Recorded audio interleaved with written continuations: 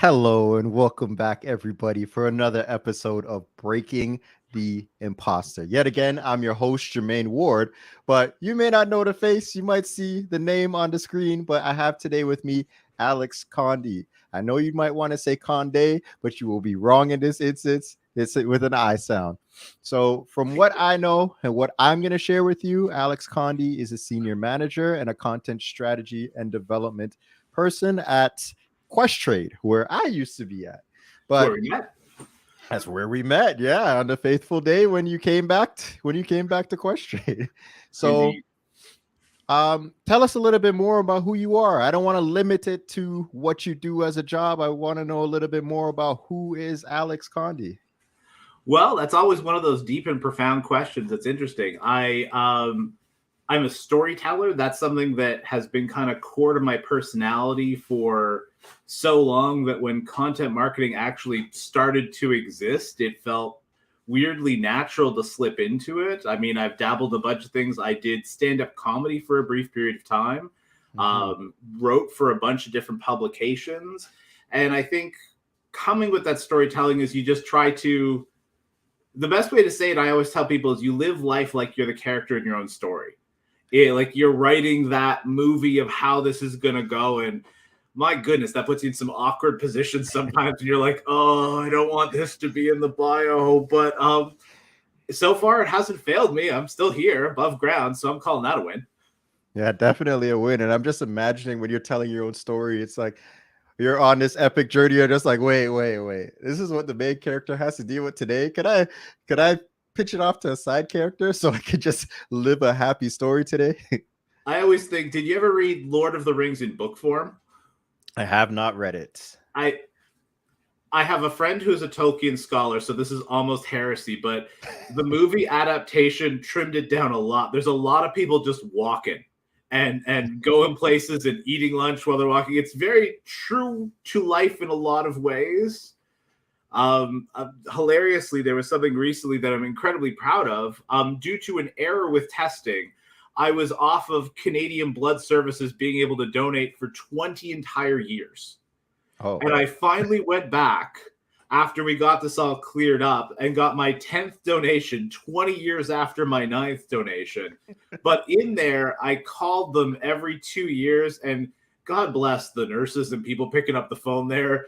I'd love the hero's journey just to be like, and I got back and everything was fine. But no, there was a lot of phone calls and a lot of patient people putting up with me going, sorry, we can't yet. Sorry. it's like all you want to do is help somebody else out. Why is it so difficult? Yeah, the funny part is it was because I ate a healthy breakfast one day. Apparently, the old testing was if you changed your diet, it would spark it. So one day I woke up and had like fruit salad and a bran muffin. That's where my mistake started. So, so if anybody that doesn't want to get locked up for 20 years for giving blood, no fruit salads, breakfast. You'd think, but no. Apparently, just eating like bacon and horrible things was the way to go that day. Just grease it up. Then grease it up for them. I heard like when you grease things up, it makes it smoother. So maybe they're like, oh yeah, the blood will flow easier. Probably not. But there's a TV series I love from a fellow. I'm gonna forget the name of it, but he's a British doctor who always tests what he does. And they had him eating a giant traditional Scottish breakfast, which is a thing if you've never tried one. It is a challenge for the people to eat. And then they took his blood afterwards, and you could physically see a difference in the blood sample after the breakfast. I'm like, ooh, this is my bad choices. This is a lesson on TV here. Just gotta wait, go back, pull that up when you're like, oh no, but I kind of wanted a Scottish breakfast, but maybe not. Amazing.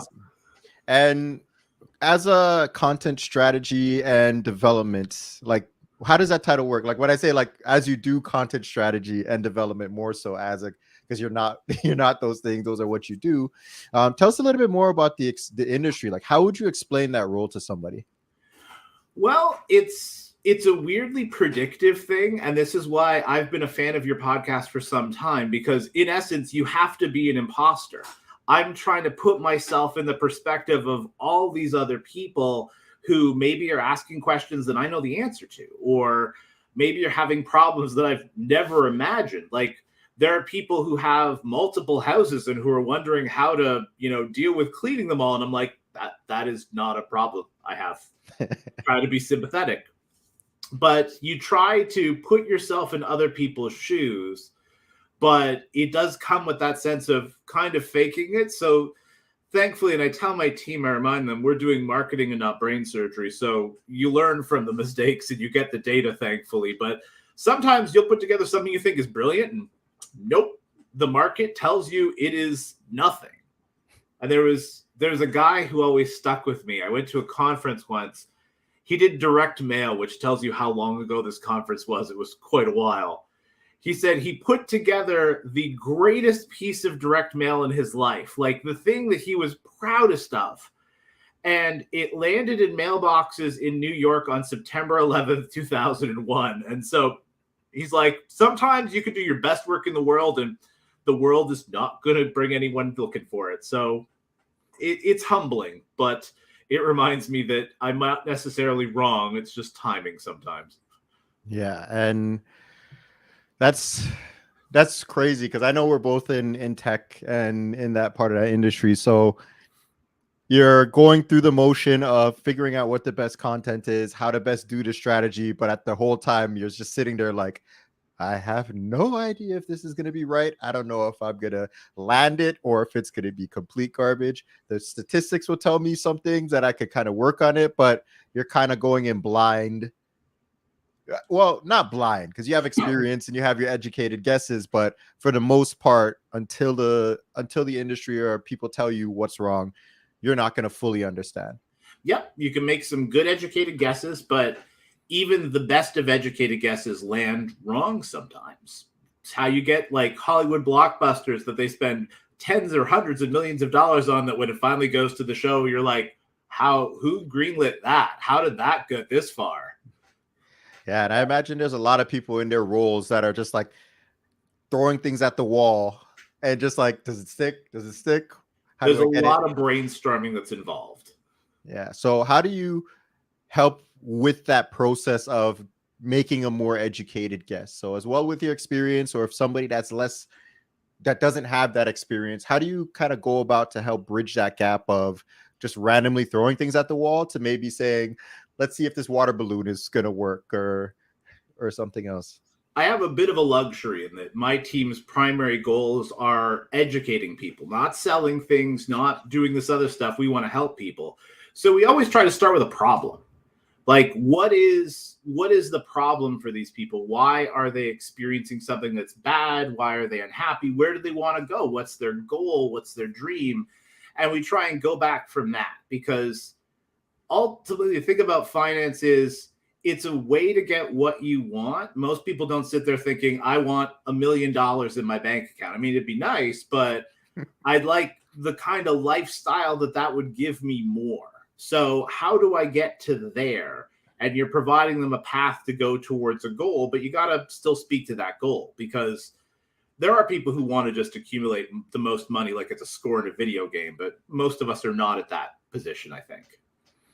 Yeah. So it's really going back to what's the underlying thing that you're trying to help them with, and then cater what you create to revolve around that piece that you find out. Very much so, yes. Amazing. And when you're going through this journey, stand-up comedian, storytelling, and now being more on the content strategy side and development, what were some of the softer skills that you had to start working on to make sure that, you know what, this is moving in a direction and this is helping my direction as my career is growing? It's one of the best ones, is almost a paired skill. It's openness to success and also openness to failure. Because, I mean, if you think, I'll use a story from my time at stand-up comedy. The first time I performed stand-up comedy, I wasn't old enough to actually drink in the stand-up comedy club I was performing in. So that goes back a ways. I had some initial success, and it was crazy. It was the first time I'd even been in a stand-up comedy club. I was going on stage. So I've been presented this opportunity, and I just said, let's go with it. But then the flip side of that, probably my third or fourth time, I had the unfortunate luck of performing. It was sort of a Venn diagram of horror, in that I was on Thanksgiving, and so everyone was already stoned on turkey and not really having a great time.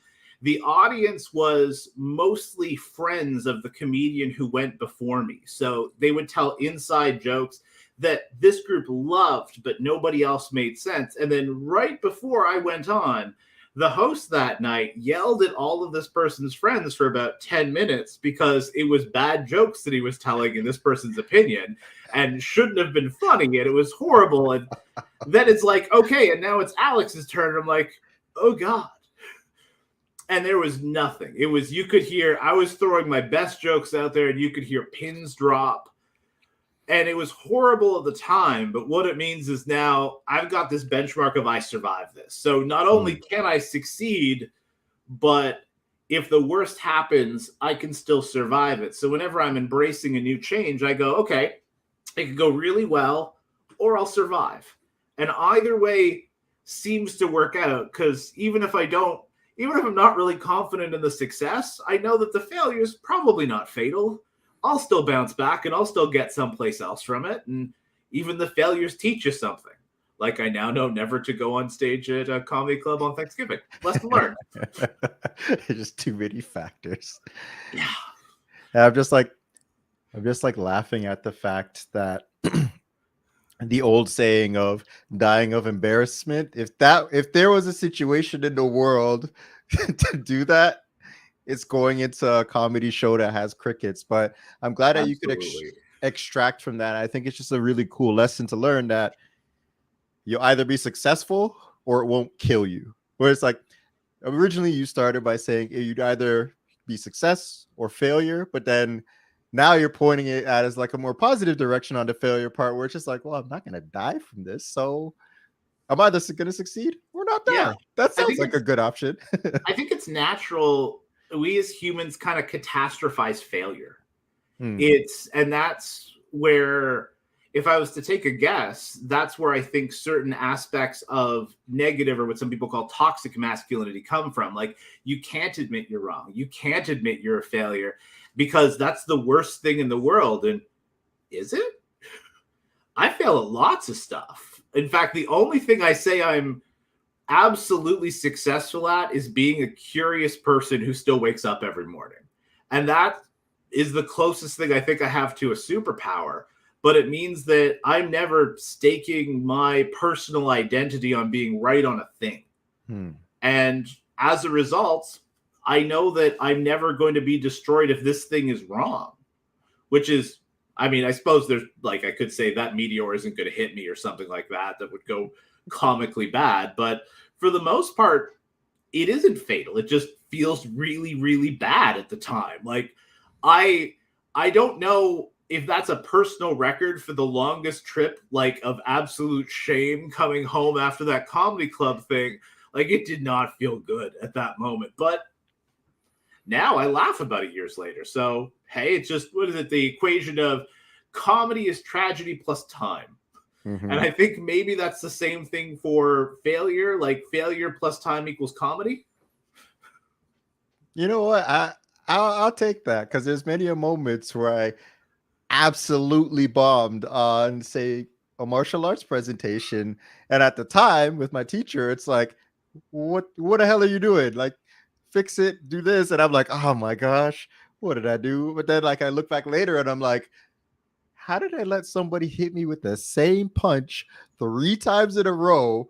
Like, I wasn't expecting it. It wasn't there. So I think that's like another good formula that we have, where failure plus time could equal to comedy. So if you fail, you know you didn't die, and it's something that you could laugh about later when everybody is like, okay, we got you. You recovered from the embarrassment and the shame of it.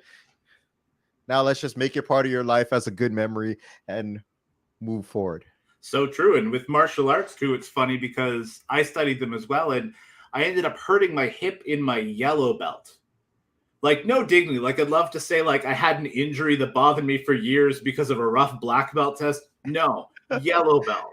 But that said, it meant I stuck with it and fought through that and did manage to get through my black belt test.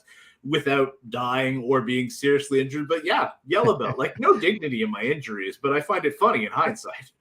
Yeah, 100%. I'm just recalling one of the injuries I had to where I like switched my legs, knee went out, and then it's like, oh, I guess I'm not gonna be doing any high kicks anymore. And I was like, probably blue, like halfway to black belt then. But it's just so funny that those small things, I could come back and laugh at it now. But when I was in the situation, I was like, this is the worst injury I ever had. This is terrible. I can't kick, I can't do anything. But then sometimes you just need that time to separate yourself so you could just look back on it with more rose colored rose Agreed. tinted And glasses.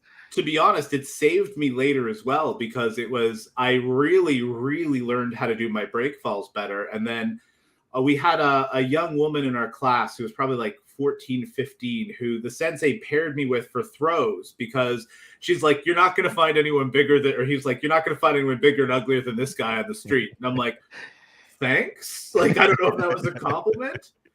She thought she needed to use so much force for the throw because I was bigger than her, but her technique was perfect. It was absolutely perfect. So I jokingly call that my Space Jam moment. Like I was flying so far, like I believe like it just went slow-mo and the music started to play. And then I finally hit towards the end of every mat that we had in the dojo, and I managed to break fall and not die. But like she chucked me a good 20 feet. It was ridiculous. That's amazing. That's amazing. She's like half your size or like a little bit less than half, but I gotta tell you, you could not wipe the smile off her face with dynamite after that because like she knew she could have like chucked me across the room. It was great. yeah, nobody wants to test her throw after that. I'd be like, you threw him like No, what? she got a On lot of paper. respect at that point. And going back to your industry and the work that you do.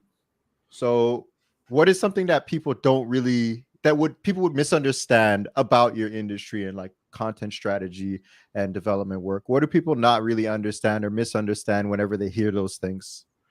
I think people think that it's more about the writing than the data. But what I find is it's, if anything, flipped around where it's more about the data than the writing. You have to know a lot about what people want. And you start, I mean, there's the brainstorming, there's the creativity. It's still a very creative profession, but you need to understand what the data says because giving people, I mean, in finance, RSP season ends in the end of February, early March. Giving people the perfect RSP article in July, not helpful.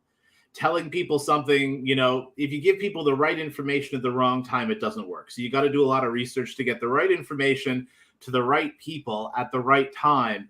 And then you start with the creativity of how you're going to put that message together in a story that actually sticks out because we're in a very loud world for content. So many commercials, ads, televisions. I mean, most of us are glued to our phones. I saw, what was it? Someone used the perfect phrase for it. They called it their anguish slab. Oh my God. For their phone. And I'm like, that is poetically dark. I've got to write that down. My anguish slab. I wish I could remember who it was so I could credit them. It is not mine, but just it's the source of so much interest in entertainment, but so many distractions and things, and you've got to stick out in such a crowded world.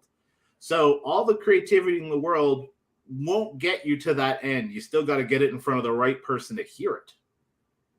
Mm-hmm. And that's where the data helps to go, where it's not just, oh, we just came up with this. Here you go. It's going to work. It's, well, we have to understand this better. We have to look into what's happening, where we should be putting this message, when we should be putting this message, and how during those times to be the most effective, and just trying to get closer to that. And going back to earlier where you said it's like you're not always certain, but at the same time, you're getting as much certainty as you can so that you don't shoot yourself in the foot by being completely off. It's just like adjusting that target to slightly closer. Amazing. And why is this something that you even want to do? Like, what about this type of work gets you excited or gets you wanting to continue on this path? Weirdly, it goes back. There's two things. Like if I was to go for my, let's be charitable and call it my hero origin story as part of this. In university, I worked as a teller with TD Bank down at Kingston and Morningside in the Toronto area. And that was an area that saw a few different waves of immigration over the years. So you saw very different families, different dynamics, things like this. But there was a lot of people who were there for, older than us, where you had the traditional, like, the men handle the money thing. But if you look at demographics, the men die first. So there was one situation in particular where this lovely older woman came in, and she was almost crying from anxiety at paying a bill for the first time. But then the other happier one, I did one of my first articles I ever wrote was for a newsletter called The Dollar Stretch. I explained it was how to win the lottery by not entering.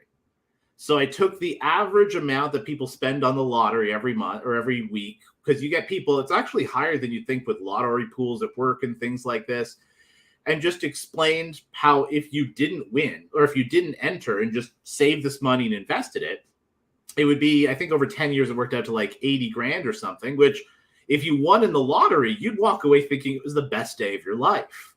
So just skip it and have the best day of your life 10 years from now when you're going to take the money out of the account. Someone tracked me down to write me a fan letter stating, I've never thought of that math. I viewed it as $5, $10 a week. I never looked at a big picture. Thank you. I'm never playing the lottery again. I now know how to move forward for it. And for me, that was kind of the aha moment, because like my father worked in banking, his father worked in banking. Money was stuff we talked about around the kitchen table. We never felt insecure about talking about money because it was just an easy topic of conversation. But I recognized it wasn't for a lot of people. A lot of people were never taught how that math adds up, time value of money, compounding of interest, how debt can compound against you. And I get probably my greatest satisfaction from helping people achieve those points, because I love hitting all the metrics and goals that we want. But for me, the real energizer is when you get to see one of those personal stories from someone who fundamentally changed their life in a positive way because they encountered something that you'd help bring into the world. Mm-hmm. Yeah. So it's like constantly looking for, well, not looking for those moments, but the impact that this work has on people when they have access to it.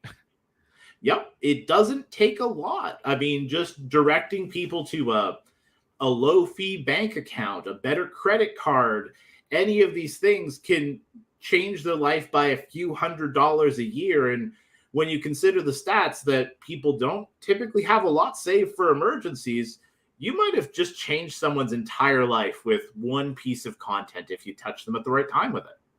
Mm-hmm. And going with that, where you're talking a lot about how you have your origin story, your hero origin story, where you wrote an article and it was reached out and you helped somebody change their way of thinking about money. Was there anytime during your role that you feel like you're not as effective as you should be? Like I kind of on the opposite end, where you put out information, not only does the data say it, or it's just like you're kind of like, that wasn't it. Yeah, I would say that happens a lot, and that's where that learning comes in, because I think on some level we all know when it comes to money and finance, at least in the big picture, what we should do. Like spend less than you earn, save the rest in something, maybe invest it in something else. I mean, some of that higher level stuff, but it isn't easy. This is where that creativity comes in, because sometimes it just doesn't connect. Sometimes you are heart and soul convinced that this is going to see a lot of interactions and a lot of people will click it and read it, and nothing, not much of anything. And those moments can be pretty humbling, because sometimes I think it's just human when you're really proud of a piece to kind of strut around and be like, yes, and get very excited about it. And then, no, the data says you're the only person who is excited about that particular piece of content, unfortunately. Yeah. And like, what do you, what do you do in those situations when you're like the only one, and then how do you navigate through that kind of emotionally as it hits you? I think I wish there was an easier way for anyone who had issues with this, but what's worked for me is just the time and the experiences. So I have in my head like a mental clip book of things that I've done that have been successful, Hmm. of times where things have worked out really, really well. Sometimes despite all odds and all the craziness. Like there's one time I was very, very briefly an Elvis impersonator. We were going out. I was old Elvis. Sorry, I was young Elvis. So I was in like, no, I was old Elvis. So I was in a sequin jumpsuit with this wig that matched my hair, whole deal. I go out. We have this guy dressed like the Chiquita banana lady wearing a coconut bra screaming, Elvis, I love you. We look back and the AV guys are going like no sound. We got no audio for you. We are sorry. So we're up there and we're like, what do we do? So I look at young Elvis and we have this borderline psychic conversation and decide, okay, we're acapellaing it. Let's go with it. The crowd loved it. It worked really well. So for every time I fail and I see something not land, I try to learn from it, which is something I always stress with my team, because failures teach you. The only real failure, in my opinion, is when you don't learn from. Mm-hmm. But then I also remember I have succeeded. I've done pretty well, and it's a little bit of maybe like a savior for my ego, where I don't feel too beaten up by a particular problem, because I know, okay, that sucked, but remember this time when this thing happened and it worked out really well and you did good. So I get to, I think, who was it who said this? Again, I wish I could remember it. Someone said the best way to self-talk is talk to yourself like you would talk to like a 5-year-old kid who is trying to learn something new. Mm-hmm. Because even if you see a kid, even if a kid completely fails at something, like my niece at one point in time, like daughter of a close friend, came out and her mother was telling her, don't run with dishes, don't run with dishes. So of course she ran with dishes, dropped them, smashed a couple. And then we were all kind of like looking at this kid like, what do? We don't want to like discipline. We were a lot younger, so it was this awkward moment. And I swear, the courage and creativity on this kid, she just turns around, looks at everyone and goes, ta-da, raising her arms like that.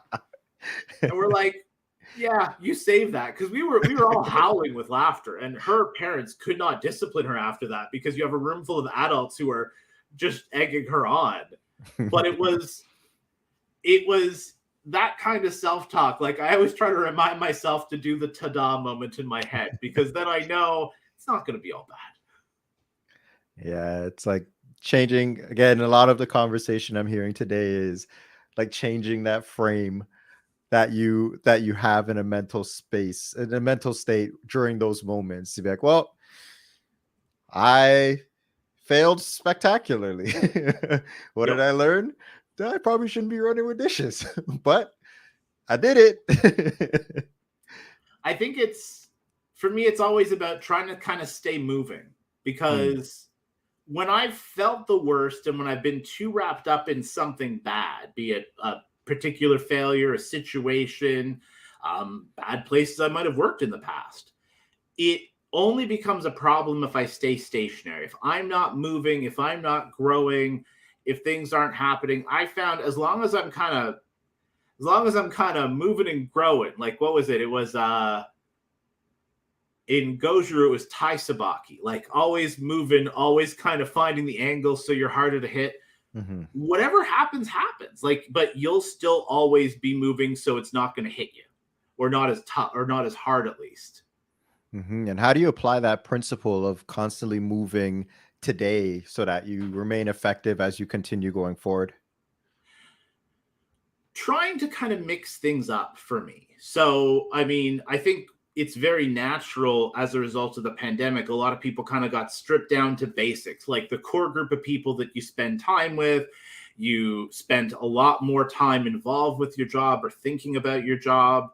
I always try to make space to volunteer, to get out. Like I'm volunteering as a mentor with Founders Boost, which is a group that mentors small businesses and startups with ideas. I help them with the story that they're telling. I joke that I am probably the dumbest person there in the room, but I will try to find the spelling errors on their slides just so that they're not embarrassed when they present in front of investors and things. But it helps me always have some things where I'm winning, or at least some things where I'm moving forward. So if I had a bad day or bad week, hell, some people have bad months. I've had those in the past. If it's usually just one part of my life that's bad, and if I let that consume everything, yeah, that's not going to work. But if it's just one part of my life, then I can look at these other things and go, oh, okay, I've got a great family. My wife loves me. I'm, helping these small businesses that I volunteer with as a mentor. These other things are working. Okay, it's not all bad. And that's some really good advice. And one thing that came into my mind was, as you're looking to do all of those things, I know a lot of people want to do that and say, I want to volunteer, I want to do some extra work or freelance on the side and find all of these other pockets that they can get wins on. But one thing I'm curious is, how do you get those wins without getting burnt out from too much activity? I have spent a lot of time thinking about where I get energy and where I find resistance. So I joke about this with my wife. I love traveling, but I hate going to other places. So if send me on a trip to like Europe, Thailand, like anywhere, I'm game for it.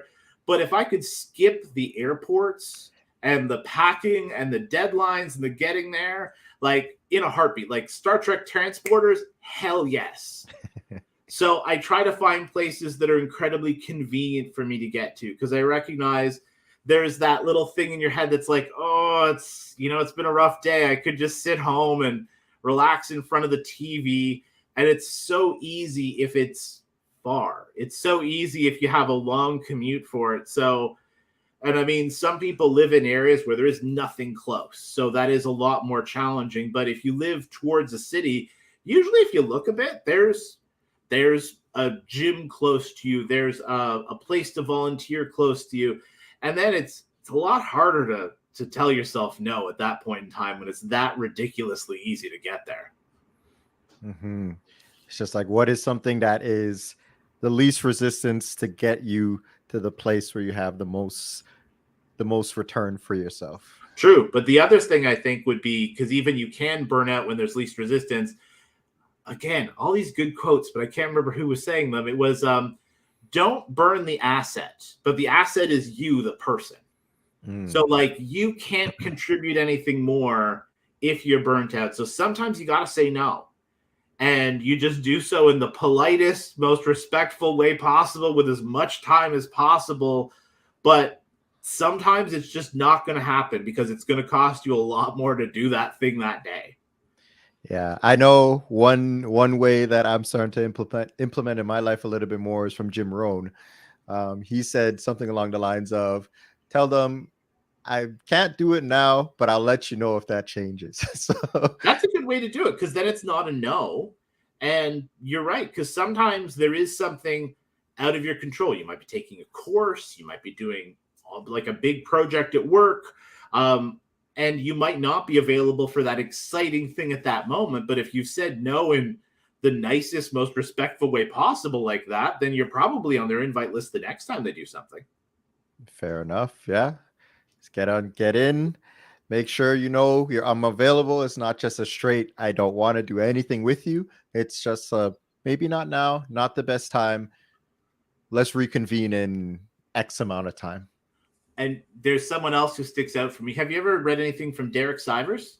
Nope. He has a great philosophy, which is a little extreme for me in some ways, but his way is fuck yes or no. Yep. He's like, if you got to force yourself to want to do it, it's not for you. If you're like, yes, then do it. And that's how he manages his energy, where if you go by that, at least in his belief, he hasn't had issues with overwhelm or burnout, because he picks only with the things that excite him and energize him the absolute most. Yeah, and I know when I got to, there's certain parts of my career where I'm like, let's go to this event or let's go to that event and hang out with everybody. And it's like everything feels lukewarm, and then you end up feeling more burnt out because you're doing it for the sake of doing it, not because it energizes you and refreshes you. So getting that fuck yes or no, I could understand where that is. You'd be like, oh yeah, I'm gonna do this. Let's do it. Versus, all right, I'll do it. And then you'd be like, why am I so tired? It's because it was a no and you dressed it up as a yes. Yep. The reluctant yes, where you feel like your arm twisted. No, it's weirdly, I found more exhaustion going to events because I used to live out in the suburbs, probably about 45 minutes to an hour outside of Toronto. I was more energized going to events after work then because I was pickier, because I knew that I would have this monster commute home. So I'd only pick those ones that were really jazzing me. And then when I moved to Toronto, my first thing was, I'm going to go to everything. And I did. And oh, that was a bad mistake because some of that stuff just wasn't my jam. It did not work for me. Yeah. The crowd wasn't the ones that you wanted to make networking meaningful connections with. The event itself was like, I could have looked at a TikTok, not a TikTok, maybe a TikTok now, because there's some good content that's on there that people give, or I could have just read the notes afterwards, say we did this and this, and like, okay, I didn't need that. Too true. And repivoting to another topic where I just want to get your thoughts and opinions, where we talk about imposter syndrome. I know within our era, maybe the last like 5 years, 10 years, I've been hearing more of imposter syndrome. But then people have so many different definitions of what that actually is. So I just want to hear a little bit from you of how you would define the term imposter syndrome, or what do you think about when you hear it?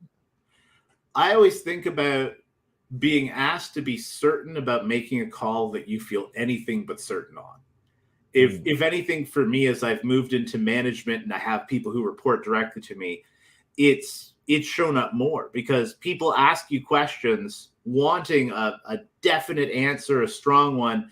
And sometimes you want to be tempted to just put one out there. And you try in a tough situation to sound confident about what you're doing when you might feel not at all confident about what you're saying. And it's just a guess. Mm-hmm. But yeah, it's the best way to say it. Possibly feeling like your responsibilities are exceeding your experience and knowledge in a situation, but you still got to pretend that you've got it all handled. Mm-hmm. So it's just that gap between what you could actually do and what you're asked to do to a certain degree. But what I think has been good about the last 5 years is, if anything, in a work context, I've gotten closer connections with people now that we're all kind of acknowledging this feeling than I ever had before. When there was that idea that, no, this wasn't a thing. Now you're able to say it and other people are like, oh, I feel exactly the same way. And you have this bonding moment with people where before, I don't know, it goes to that kind of concept of the perfect lives people live on Instagram. You get a feeling in a workplace that maybe people are way more experienced and confident and professional than they feel on the inside. And when you all talk about how you feel like it's really tough and scary and we're all just making our way through it, you end up with a group of people who are much more connected, mutually supportive, and much more closely bonded. Yeah, I know what you mean by that, because there's those moments where you'd be like preparing for a meeting and you're like, okay, let's do it. You go, you say, well, we need to do this direction for the design because of X, Y, and Z. And then you go back and you're like, oh my gosh, that worked. Or you go into a meeting and you find out requirements and you're like, I actually don't even know where to begin on this. Like, how am I going to even start to solve this problem? I don't know. So that kind of knowledge gap where you're always trying to bridge and understand a little bit more is something that I definitely experience as well. And I mean, this is one of the things that I admire most about you, because before I knew you'd started this podcast, I'd had the experience of hearing you give professional presentations and things. And let me tell you, you come off great. You sound so calm, so collected, so together about everything you're doing. And then later when you told me you started this, I'm like, he feels it too. Wow. But like you like so calm, like you're like, and while you're presenting this, you're also, diffusing landmines just because it's a hobby, because you're so chill about everything. And it, like I said, it's one thing that made me appreciate what you do even more, because that level of confidence and professionalism when you are still having feelings like this, I think it makes it more impressive than if you were just someone who was, born without fear or completely unaware of any reason to be nervous. You're aware, you just did it anyway. Yeah, we have Flash Forward coming in on the chats also saying agreed. And that's one of the things I find funny. And I may have stole this quote from somebody else, but we'll always come back to it, is don't compare yourself to someone else's persona. Because if you come and you look into when I present and you're like, wow, Jermaine is XYZ. I can't believe it. He's so good. Or when you go into a meeting and you're giving your ideas, you're trying to find the connection points between all of the triangulations to make sure you're coming up with the perfect data set. Mm-hmm. That persona comes off as super confident, super professional, like this person can do no wrong. But then when you leave there, you're always going back to say, did I say the right words? Did I use the right examples? Maybe I could have gotten a little bit more on this point, because I don't know if people got that. I should have written down something extra so I could take, like, all of these things still happen to the human experience for somebody outside of when we turn on that mode of just getting things done. So it's Yep. really, I find like what you're saying is really important, that we always have to be conscious of that turn. I agree, because thinking for my stand-up comedy, I always found this funny. I got so nervous. I called it. It wasn't like a blackout; it was a whiteout. Like my nervous system was so overwhelmed. I only really remember the stand-up comedy through the videos of it that were taken afterwards. Because if you were to ask me at the moment, how did it go? I'd be like, I'm off the stage now. I think it went really well, but at the time, I was just so overwhelmed. I didn't know. And I watched it afterwards. I'm like, I guess it went pretty good, actually. Okay. Except for the I enjoyed it. Thanksgiving. Yeah, except for the Thanksgiving, and then everybody getting mad at being salty. I'd say it's probably more of a fact of salty than being mad about the fact that their friend was told, yeah, your jokes, just keep them at Thanksgiving dinner. Don't bring them up here. Not my finest hours. I will admit I crumbled on that, but it does teach you learning. It does let you put things in perspective. Mm-hmm.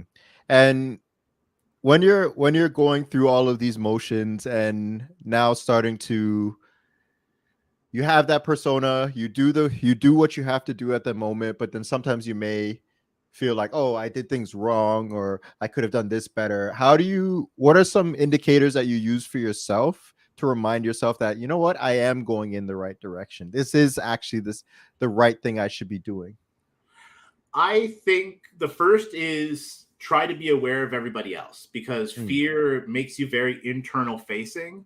So you tend not to look at the other people in the room. But these days, it's easier than ever. Are people on their laptops, on their phones, things like that? If you have their attention, you've either done something really wrong or usually pretty right. And the really wrong, catastrophically wrong, like usually that's the one thing that there's no mystery about. The other thing that I like to do is I surround myself with people who I can absolutely depend on for the unvarnished truth. My wife is a great example. She has no respect for my dignity or ego. Bless her.